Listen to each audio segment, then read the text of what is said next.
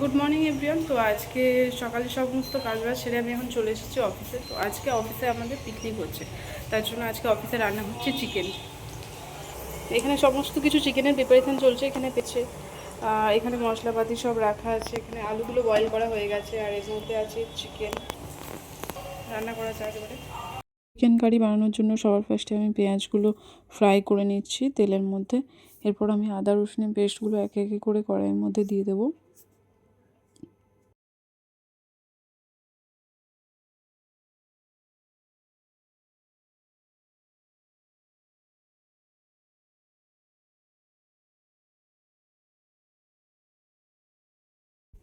তো মশলাটা এখন কষা হচ্ছে। এরপর আমি আস্তে আস্তে করে চিকেনগুলো সব দিয়ে দেবো। ভালো করে পুরোটা মিক্স করে নিতে হবে। দেন আমি এবার অ্যাড করব হলুদ গুঁড়ো, আর তার সাথে দিয়ে দেবো স্বাদ মতো নুন,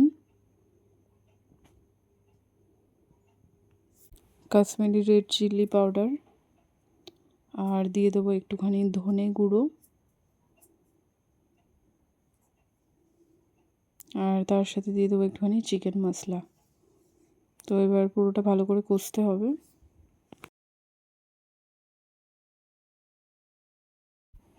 এরপর আমি দিয়ে দেবো আগের থেকে সেদ্ধ করে রাখা আলুগুলো।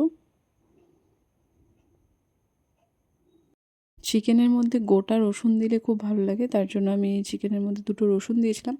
তোমাদেরকে দেখাতে ভুলে গেছি। তো যাই হোক, আজকের রেসিপিটা তোমাদের কেমন লাগলো কমেন্ট করে জানাতে ভুলো না। ভালো লাগলে লাইক, কমেন্ট আর সাবস্ক্রাইব করে দিও।